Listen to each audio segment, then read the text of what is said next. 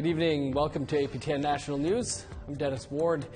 It's a story APTN has reported on before. Year after year, the number of Indigenous people in Canada's federal inmate population keeps rising. As Jamie Pashagumskum reports, the highest numbers are among Indigenous women. The percentage of Indigenous people in federal prisons has almost doubled since 2001. That's according to a recent release by Canada's correctional investigator. Most troubling are the increases for Indigenous women, who now account for 42% of women federally imprisoned.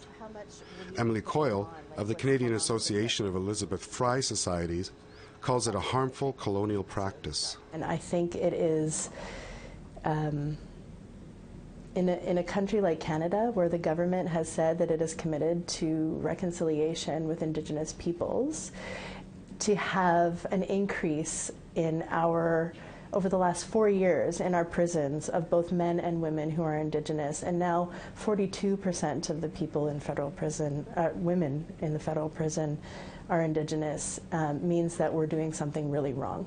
Dr. Ivan Zinger says his findings show an indigenization of Canada's correctional system, and that Correctional Services Canada needs to accept its share of responsibility, recognizing that tweaks around the edges of the system simply won't cut it. Independent Senator Kim Pate says prisons need more culturally focused options for Indigenous inmates. Prisons are not treatment centers, they're not healing centers, they're not appropriate places for people to be going to learn about their culture and spirituality. And so, although it's admirable when work is being done in those areas, what we really need is to breathe life into the provisions that currently exist and to develop new options for folks to keep them out of prison. Senator Pate suggested amendments to Bill C-83, which could have provided cultural Indigenous rehabilitation. Coyle says changes to legislature are needed. Bill C-83 was supposed to amend and bring to light some of the lesser used parts of our Corrections and Release Act, and unfortunately the amendments that the Senate, in particular under Senator Kim Pate, proposed were rejected by the House. And so we would have been able to see more community solutions, more resourcing to go away from the prison, the carceral system, and into building healthy and welcoming communities for all. Bill Blair said the government is absolutely committed to addressing the issue. Actually, I'm very concerned about that statistic because I think it is indicative of a lot of work that needs to be done, and it's actually within my mandate. Blair said social conditions in communities also need to be addressed, as well as access to services. Jamie Pashagumskum, APTN National News, Ottawa. The inquest into the 2013 death of Cynthia Blackjack is finally underway in Whitehorse. The Little Salmon Carmacks First Nation requests for an inquest in 2015 were denied by the chief coroner at the time, but the community says the potential cause of systemic racism hasn't been explored.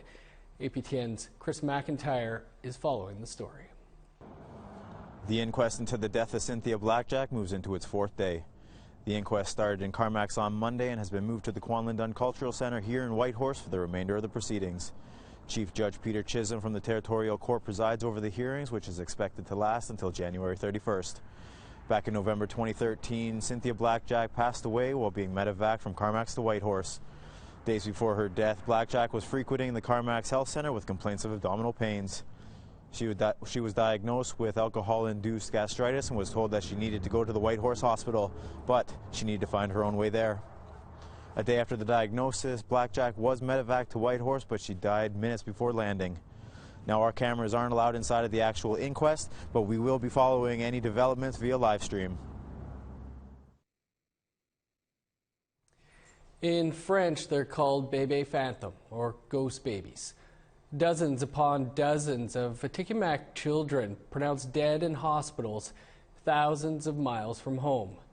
But as reported this week on Nouvelle Nationale, without bodies or proper documentation, families refuse to give up hope that their children will one day come home. Lindsay Richardson now with more. D'habitude, on met un tissu puis un matelas, une couverture pour abriter le bébé dans le porte-bébé. This empty tikanagan, or cradle board, serves as a physical reminder of one family's intangible loss. Tant qu'on n'aura pas de réponse sur la disparition de bébé Maxime, on mettra pas de tissu. Etched into the grain in permanent ink is the name Joseph Paul Maxime Ottawa, an uncle born in 1954 that Manon Ottawa never knew existed until a deathbed confession by her father. Il m'avait fait promettre de faire des recherches pour lui, pour retracer son petit frère. When baby Maxime was only 6 months old, the village priest requested he be hospitalized due to a bad case of eczema, normally a treatable skin condition. He was taken from the family's hands and allegedly flown thousands of miles away from home to the hospital in Latsuk. Back in Manawan, family members relied on church officials to convey news of their missing child. À Manawan, il n'y avait pas de téléphone, il n'y avait rien pour communiquer, pour avoir une communication avec l'hôpital. C'est juste le curé qui avait le téléphone. 2 years later, they found out baby Maxime had died. No body was recovered, no death certificate provided. Today, he would have been 64. But the Ottawa family aren't alone. Stories of ghost babies have haunted the Atikamekw communities of Manawan, Opitsawan, and Wimotashi in the Morrissey region of Quebec since the 1940s. Pierre-Paul Niquet's 2 older brothers were hospitalized in Latsuk and never returned. He says he's aware of at least 40 cases of missing children, but even the hospital's paper trail has a dead end. Auparavant, j'avais appelé pour avoir des documents. Tout semblait être accessible. On m'a dit oui, venez, présentez-vous aux archives. Quand je suis arrivé à l'hôpital en question, je me suis dirigé aux archives. Puis là, on m'a dit non, ce n'est pas possible d'avoir des documents. When obtained, records are often rife with inconsistencies, like the death certificates on Niquet's kitchen table, each with a different date. 28 octobre, le 27 octobre, le 30 octobre. In adulthood, Niquet's wife Viviane found out her 2 older siblings were similarly taken. Ma mère, qu'est-ce qu'il m'avait dit que elle n'a pas vu le corps de ma sœur. Elle a demandé au médecin s'il pourrait l'amener. Elle a dit c'est trop tard, madame. On ne peut rien faire. Together, the Niquets have advocated for the missing children, even holding a local forum in Manawan to address it. But petitioning for records requires a lawyer, paid for out of pocket. For many families, this is not an option. Meanwhile, eyes are on Provincial Health Minister Danielle McCann, who introduced Bill 31. If passed in the National Assembly, it would facilitate access to health and social service documents for Indigenous children who went missing between 1950 and 1989. Pour nous, on dit qu'il faut qu'il soit changé pour convenir aux besoins des familles. Delima, j'aurais-vous de dire la vérité, toute la vérité, et rien que la vérité, que Dieu vous soit en aide? Oui. Merci. Delima Flamand, seen here at the MMIWG inquiry hearings in Montreal, is the proud matriarch of the Dubé family. The bond between her daughters, 6 of them, is as indelible as the ink on their wrists. But one sister is still missing. C'était vague, tu sais. On ne sait pas exactement ce qu'elle a eu. For years, a language barrier kept Delima from understanding or obtaining hospital records.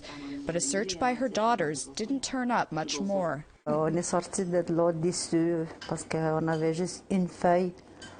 On nous disait que les dossiers ont été épurés. Je ne sais pas qu'est-ce qui est arrivé, mais un dossier médical, on le garde longtemps. Less than a month after her birth in 1956, Violetta was pronounced dead. But the Dubé sisters believe she's still alive and was kidnapped or adopted out. Other Atikamekw families told the commission similar stories. Baby Pierrette, born in 1964, bounced through hospitals, pronounced dead at 2 years old by a priest the family believes may have sold her. Baby Alice, born in the early 1950s, taken to another room and pronounced dead. Her casket sent home, screwed shut. Or baby Boivin, born in 1952, pronounced dead despite crying at birth. And so many others. A 175-page Quebec-specific supplement to the inquiry's final report called upon the Quebec government to provide Indigenous families with all the information it has about children apprehended following admission to a hospital or health centre. Until then, the families heal together. The Flamand Dubés memorialized the lost on a quilt. And while holding her threadbare cradleboard, Manon Ottawa often thinks of her grandmother and other would-be mothers.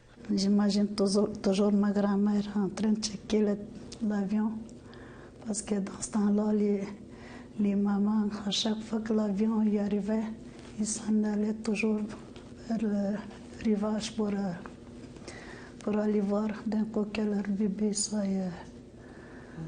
revenu.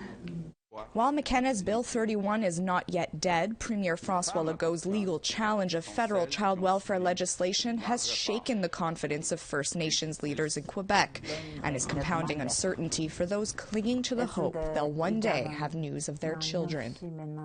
Lindsay Richardson, APTN National News, Montreal. Quite a story. Time for a quick break, but here's a preview of a story we're working on.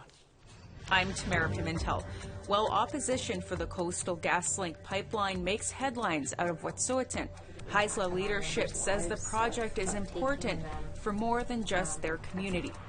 LNG Canada and Coastal GasLink are important to this province and to this country in terms of the benefits that flow back to this entire country. We'll have that story on APTN National News. Here's a look at Friday's weather forecast starting on the East Coast. +1 for Halifax, -1 for Fredericton. 18 below for Nain, -15 for Happy Valley Goose Bay. +1 for Montreal, 7 below under sunny skies in Saguenay. +3 in Toronto, 2 above for Peterborough and Ottawa. 0 with a rain-snow mix in Thunder Bay, -4 with snow for Sioux Lookout. 10 below with snow in Churchill, -6 for Norway House. 6 below for Winnipeg, -7 in Barons River, Princess Harbour and Gimli. -1 under sunny skies for Regina, Estevan and Saskatoon. -2 in Buffalo Narrows and Meadow Lake.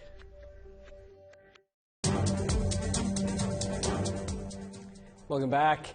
As the race for the White House heats up, Democrats laid out their plans for Indian country at a Native American presidential forum recently held in Las Vegas. It's only the second such forum ever to be held, so it was a pretty big deal for voters and those candidates looking to take on Donald Trump. For more, we spoke with Indian Country Today's Colby Kickingwoman, who covered the forum. Colby, thanks for joining us. Democratic presidential nominees laid out their plans and ideas for Indian country in Vegas. What did you hear? Well, first off, thank you for having me.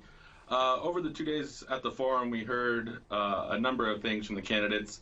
Senator Elizabeth Warren said in her administration that she would have a cabinet-level position for somebody on Native issues and Native affairs.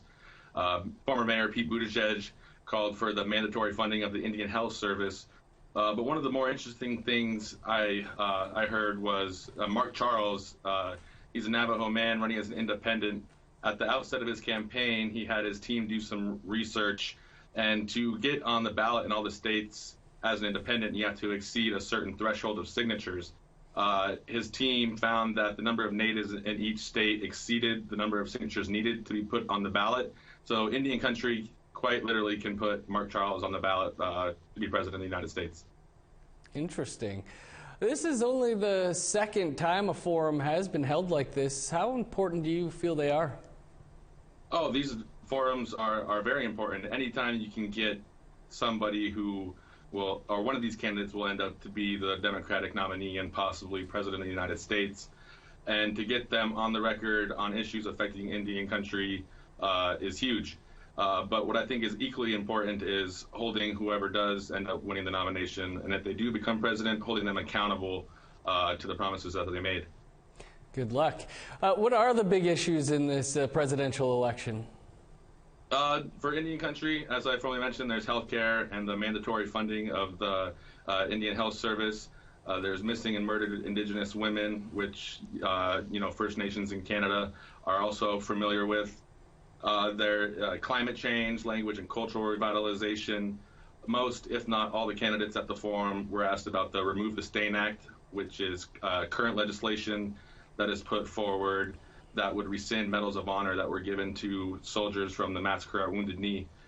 So those are some of the issues, big issues regarding to Indian country.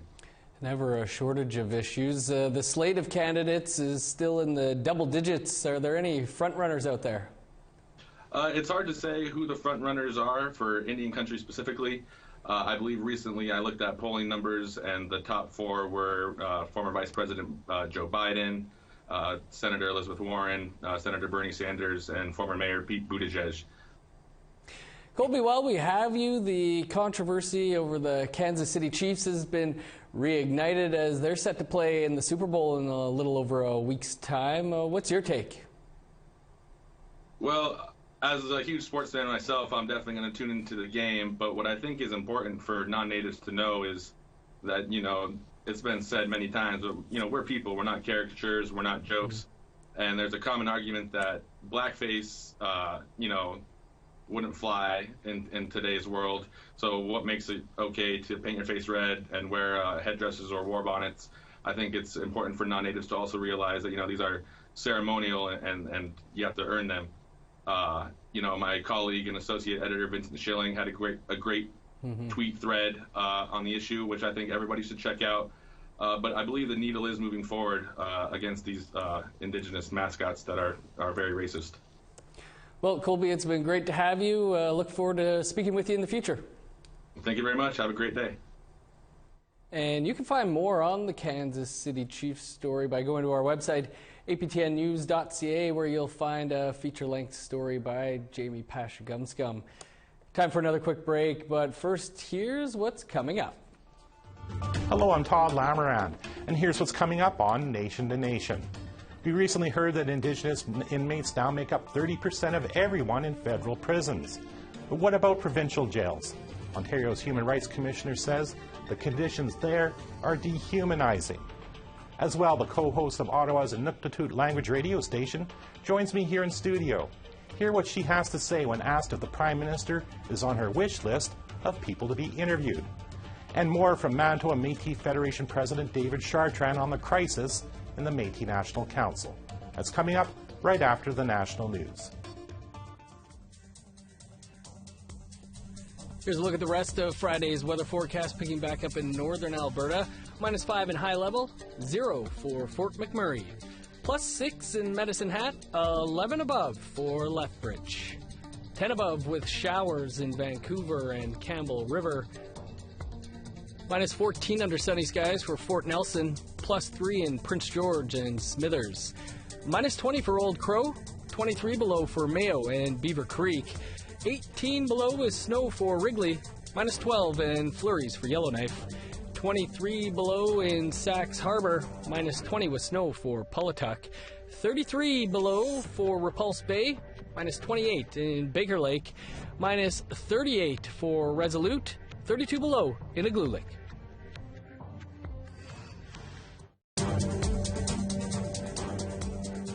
Welcome back. A new play dealing with the sensitive subject of grief will take to the stage in Toronto at the end of the month. Those involved are hoping This Is How We Got Here will help audience members who have lost loved ones feel less alone. Everyone deals with grief differently. Rehearsals are underway at Native Earth Performing Arts. Keith Barker wrote and is directing the play. This Is How We Got Here is a play. It was a finalist for the Governor General's Award. The play is about two couples, a mom and a dad and an aunt and an uncle, as they deal with a tragic loss. What is that? What? That right there. Nothing. Well, obviously it's something because I can see it. Grief can give meaning to strange things. For the mother, played by Michaela Washburn, a mysterious fox and an egg represent what she can't explain in words. My character believes that the fox has given me the egg. So I am holding on to this egg and protecting this egg and just endowing it with a connection to the fox and my son who I've lost. Many involved in the project have experienced grief personally. Through performance, they hope to provide a safe space to contemplate loss. I think it's so crucial. I think it's so important to give somebody, as I said, just a safe space to watch and explore and to live in those places and to be able to let it out. And that's part of the medicine. That's part of the healing, is the storytelling and then letting it move you. I personally think that when people come to the theater, I think they're interested in being inspired, provoked, changed. Maybe not everyone, but I think when you go to live theater versus when you go see film, it's a different experience because you're there in the room with everyone else who's having a similar experience or being exposed to the same information and the same storytelling. This Is How We Got Here runs from January 26th to February 16th. Elena McDougall, APTN National News, Toronto. Idle No More swept across Turtle Island just over 6 years ago. Now producers Tim Fontaine and Rick Harp have dug into the movement for their two-part documentary, The Power Was With Us, Idle No More. APTN Investigates has a behind-the-scenes look at that project. Here's a preview. Morning, January 11, 2013. In a few hours, events across the country and beyond will mark what Idle No More calls a global day of action. It's the same day as the meeting between Prime Minister Stephen Harper and a group of First Nations chiefs. We are prepared to go to a meeting and put our demands on the table. We're standing united. We're not going to attend the meeting. Instead, we've invited, as you heard already, the Prime Minister and the Governor General to our meeting. Matthew couldn't come went in. He said 13,000 Cree want him to go in. Tell it. Did 13,000 Cree not stand with us? Ask them. Tweet out. Tweet out. Tweet out. So you actually had all the political machinery in the country doing what it can to de-escalate the situation. Okay, so let's talk about the day of action. Where were you on January 11th? And, looking back on it, what does it mean? Well, I was in Ottawa at the time as a reporter for APTN, but January 11th was a really, really significant time for both Idle No More and everything that was happening that year. All of these things were happening. It was such a crazy, crazy time to be a journalist to try and keep track of all of these things that were happening, right? But it was really, really, really one of the biggest peaks, I think, for Idle No More and for this story. Looks very good, and you can watch Investigates tomorrow right after the APTN National News. And don't miss part 1 of The Power Was With Us, Idle No More on Lumi, APTN's new on-demand service. Now that's your APTN National News for this Thursday. You can always find much more on our website, aptnnews.ca. Stick around, there's a packed episode of Nation to Nation with Todd Lamarand up next. Dennis Ward, thanks for tuning in. We'll see you back here tomorrow.